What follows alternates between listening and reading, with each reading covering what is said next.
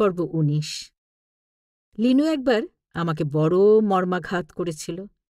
আমি তাকে কত যত্ন করে বাংলা পড়াতাম, কবিতা টবিতাগুলো বুঝিয়ে দিতাম, কেমন করে রচনা লিখতে হয় তাও শেখাতাম।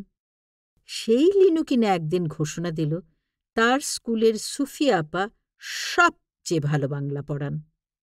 মনে বিশ্বাস ছিল আমার চেয়ে ভালো আর কেউ পড়াতে পারে না। ফলে জিজ্ঞেস করে বসলাম, আমার চেয়েও ভালো? নির্বিকার মাথা নেড়ে বলল, হ্যাঁ। বুক ফেটে গেল। যে আমি তাকে সঙ্গে করে ইউনিভার্সিটিতে নিয়ে গিয়ে লাইব্রেরিতে বসিয়ে অবনীন্দ্রনাথ ঠাকুরের বই পড়াই, সে কিনা এমন অকৃতজ্ঞ। মেজদিকে ইউনিভার্সিটিতে নিয়ে যাওয়া দেখেই বলছিলেন, বাড়াবাড়ি ঠং। মেজদি তো সবসময় পেছনে লাগতেন।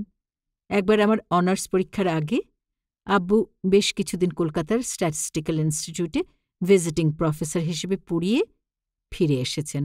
মেজদি নালিশ ঠুকলেন, মিনা তো এতদিন খালি গান করেছে আর আড্ডা দিয়েছে। আড়াল থেকে শুনে রাখলাম। ও বেলায় আব্বু ফিরলে কাছে গিয়ে বানান প্রসঙ্গে প্রশ্ন তুললাম ব্যাকুল কণ্ঠে। প্রশ্ন হল, আমার বানানের ধারণা যাই হোক, সমালোচকদের মন্তব্য উদ্ধৃত করতে গেলে তাতে যে বানান থাকে তা ভুল হলেও কি যেমনকার তেমনি রেখে দেব? তাতে পরীক্ষক তো ভাবতে পারেন যে বানানের ভুলটা আমারই। আমি আধুনিক বানানে রেফের পরে দ্বিত্ব বর্জন করবার জন্য সূর্য মাধুর্য বানানের জফলা ফেলে দিই। কর্মবানান লিখি একটা ম দিয়ে। বই থেকে উদ্ধৃতি দিতে গেলে রেফের পরে জয়ে জফলা, দুটো ম এসব আসতে পারে। দুরকম বানানে পরীক্ষক দোষ নেবেন কিনা। আব্বু মাথা নেড়ে কী সব বলেছিলেন অত কথা মনে নেই। তবে ওই পাণ্ডিত্য প্রকাশ করে ঘরে যাবার পর কানে এলো আব্বু মেজদিকে বলছেন, কই, ও তো ভালোই পড়াশোনা করছে, তোর মতো সারাদিন বইয়ে মুখ গুজে থাকলেই কি পড়া হয়? আমার ফুর্তি দেখে কে, কেমন জব্দ। মেজদি সারাদিনই বারান্দার লম্বা টুলটার সামনে জলচৌকি নিয়ে বসে বই থেকে নোট নিতেন আর নোট নিতেন। ওই লেখা পর্যন্তই, পড়তে দেখতাম না কোনোদিন। খাতা ভরে টুকে টুকে রাখা কেবল। তো কী বা পড়া হবে? বিএ পরীক্ষা দুবারে পাশ করেছিলেন। প্রথমবার এগ্রিগেটে ১ নম্বর কম ছিল। সেজন্যই আব্বুর ওই তিরস্কার। বলেছিলেন সব কিছুই করতে হয়। আমি গলা সাধলে গান করলে কি মেজদির পড়া হতো না? আমার আড্ডা চলত নবাবের সঙ্গে। রোজ সন্ধ্যায় নবাবের কাছে সারাদিনের বিবরণ দেওয়া ছিল আমার ধারা। নবাবটাও ছিল শয়তানের হাড্ডি। আমার গল্প তো গিলত গোগ্রাসে, তারপর হয়ে উঠল বদমাস। আমি তখন অনার্স ক্লাসে নতুন নতুন তত্ত্ব শিখছি। আলী হাসান স্যার পড়াতেন কবিতার অঙ্গ আর আত্মার অবিচ্ছেদ্যতার কথা। উনি দেখাচ্ছিলেন মধুসূদনের একাকিনী শোকাকুলা অশোক কাননে কাদেন রাঘব বাঞ্ছা আধার কুটিরে নীরবে ইত্যাদি অংশের ছন্দ বদল করলে ভাব কেমন মার খেয়ে যায় মাত্রাবৃত্ত ছন্দে সাজিয়ে উনি দেখালেন। অশোক কাননে কাঁদিচ্ছেন একাকিনী, শোকাকুল প্রাণা রাঘব বাঞ্ছা যিনি আধারে কুটিরে নীরবে আপন্ন মনে। শুনে আমি নেশাগ্রস্ত হয়ে ওই অংশকে সাজালাম স্বরবৃত্তে।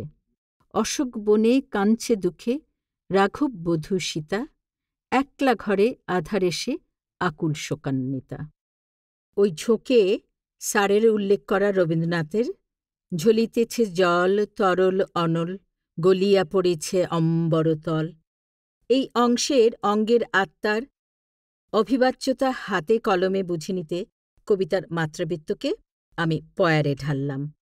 জলজল করে জলবন্যী তরল গলিয়া গলিয়া পরে অম্বরতল।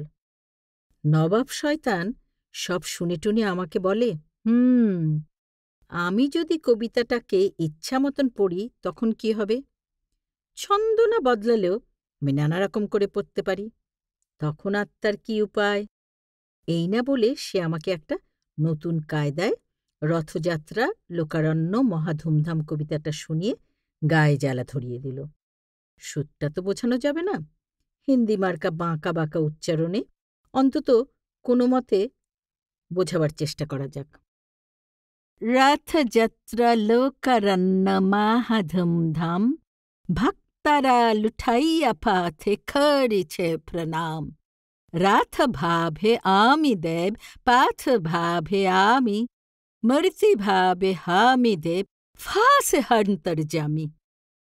আমি কি পুরো হামি না করলেও একটু তো হওয়া লাগিয়ে বলছিল, আর হাসে অন্তর্যামীকে একেবারে কি বিদঘুটে উচ্চারণ করল যে আমার যে কি দশা হয়েছিল আজ তা বোঝাবো কেমন করে। যা হোক, সব মিলিয়ে নন্দনতত্ত্ব দেশছাড়া হয়েছিল।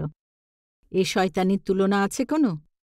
ওই শুরু, সেই থেকে এখন পর্যন্ত রবীন্দ্রনাথ প্রসঙ্গে হকে ফ আর SH-কে এস করে নবাব আমার আওতার বাইরে নিজের স্বাতন্ত্র্য প্রতিষ্ঠা করে চলেছে। আমি তো গম্ভীর গম্ভীর প্রবন্ধ আর বই নিয়ে কাটিয়েছি, তাই সাধারণ মানুষের সঙ্গে আমার ব্যবধান থেকেই গেছে। নবাব ওদিকে গালগপ্প আর রহস্য রোমাঞ্চ লিখে বাজারমাত করেছে।